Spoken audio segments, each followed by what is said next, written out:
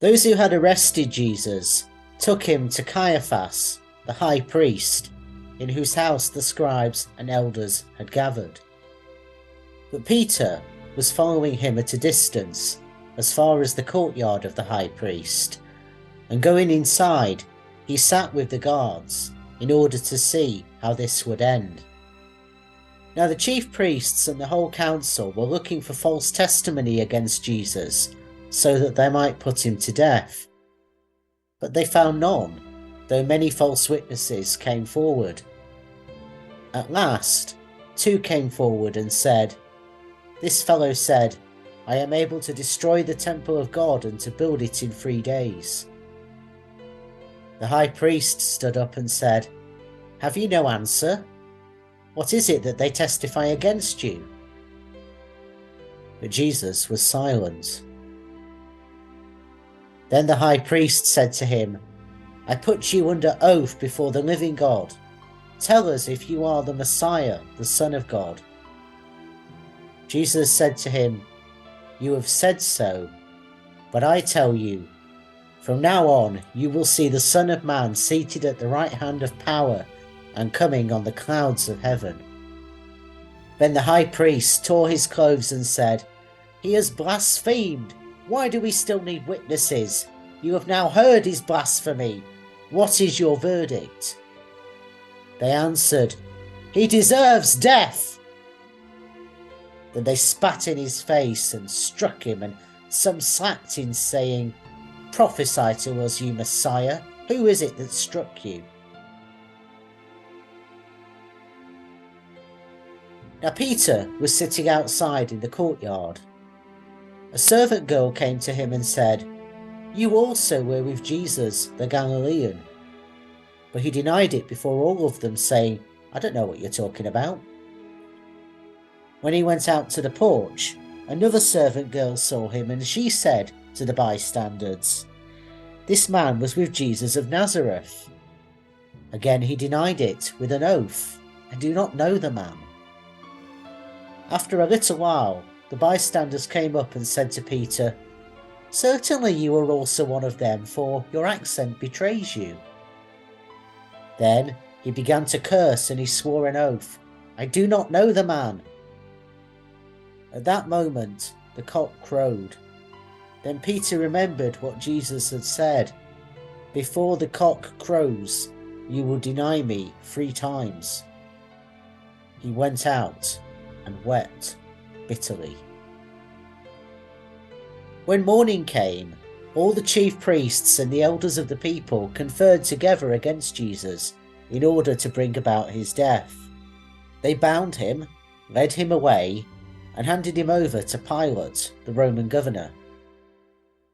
When Judas, his betrayer, saw that Jesus was condemned, he repented and brought back the 30 pieces of silver to the chief priests and the elders. He said, "I have sinned by betraying innocent blood." But they said, "What is that to us? See to it yourself." Throwing down the pieces of silver in the temple, he departed, went out, and hanged himself. But the chief priests, taking the pieces of silver, said, "It is not lawful to put them in the treasury, since they are blood money." After conferring together, they used them to buy the potter's field as a place to bury foreigners. For this reason that field has been called the Field of Blood to this day. Then was fulfilled what had been spoken through the prophet Jeremiah. And they took the 30 pieces of silver, the price of the one on whom a price had been set, on whom some of the people of Israel had set a price, and they gave them for the potter's field, as the Lord commanded me.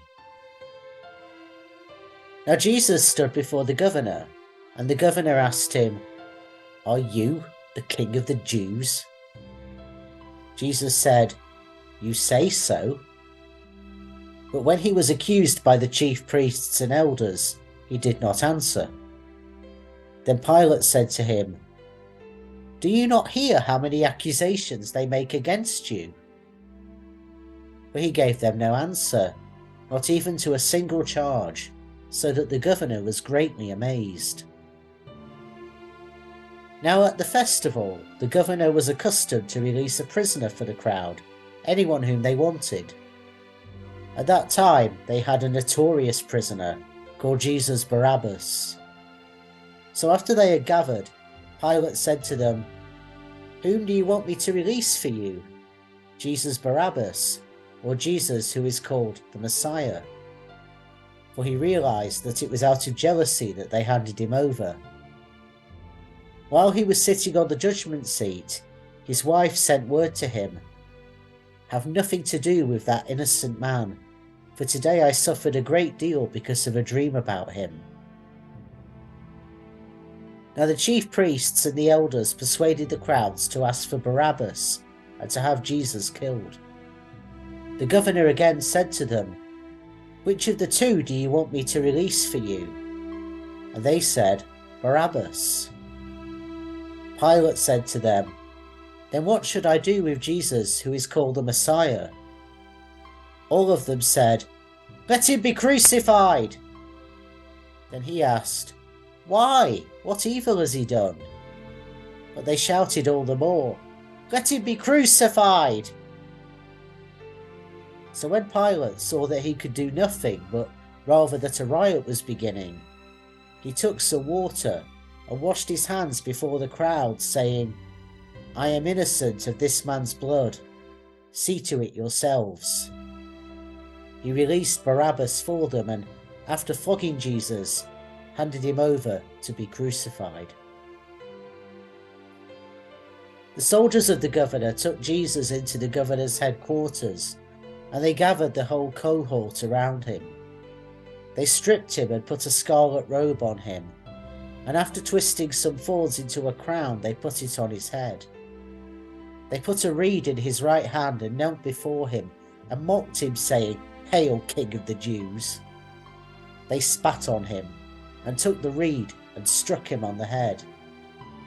After mocking him, they stripped him of the robe and put his own clothes on him. Then they led him away to crucify him.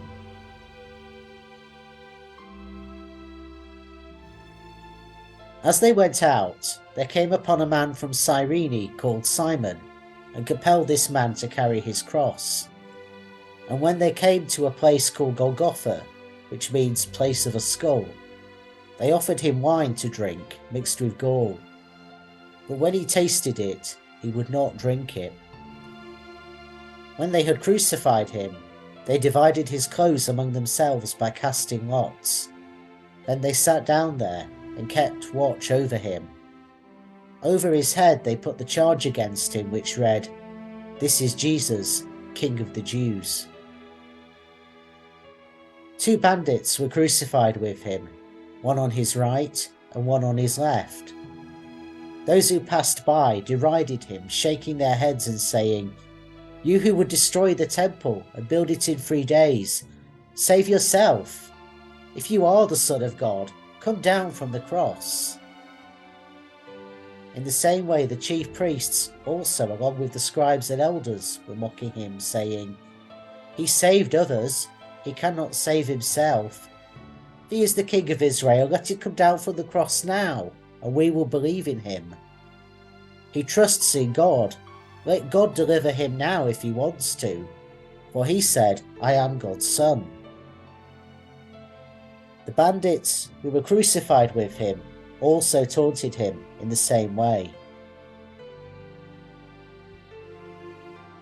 From noon on, darkness came over the whole land until 3 in the afternoon. And about 3 o'clock, Jesus cried with a loud voice, "Eli, Eli, lema sabachthani?" That is, my God, why have you forsaken me?" When some of the bystanders heard it, they said, "This man is calling for Elijah." At once, one of them ran and got a sponge, filled it with sour wine, put it on a stick, and gave it to him to drink. But the others said, "Wait, let us see whether Elijah will come to save him." Then Jesus cried again with a loud voice and breathed his last. At that moment, the curtain of the temple was torn in two, from top to bottom. The earth shook and the rocks were split. The tombs also were opened, and many bodies of the saints who had fallen asleep were raised. After his resurrection, they came out of the tombs and entered the holy city and appeared to many. Now when the centurion and those with him, who were keeping watch over Jesus, saw the earthquake and what took place, they were terrified and said, "Truly, this man was God's Son." Many women were also there, looking on from a distance. They had followed Jesus from Galilee and had provided for him. Among them were Mary Magdalene, and Mary, the mother of James and Joseph, and the mother of the sons of Zebedee. When it was evening, there came a rich man from Arimathea called Joseph, who was also a disciple of Jesus. He went to Pilate and asked for the body of Jesus. Then Pilate ordered it to be given to him. So Joseph took the body and wrapped it in a clean linen cloth, and laid it out in his own new tomb which he had hewn in the rock. Then he rolled a great stone to the door of the tomb and went away. Mary Magdalene and the other Mary were there, sitting opposite the tomb. The next day, that is, after the day of preparation, the chief priests and the Pharisees gathered before Pilate and said, "Sir, we remember what that impostor said when he was still alive. After 3 days, I will rise again. Therefore command that the tomb be made secure until the 3rd day. Otherwise his disciples may go and steal him away and tell the people he has been raised from the dead. And the last deception would be worse than the first." Pilate said to them, "You have a guard of soldiers. Go, make it as secure as you can." So they went with the guard and made the tomb secure by sealing the stone.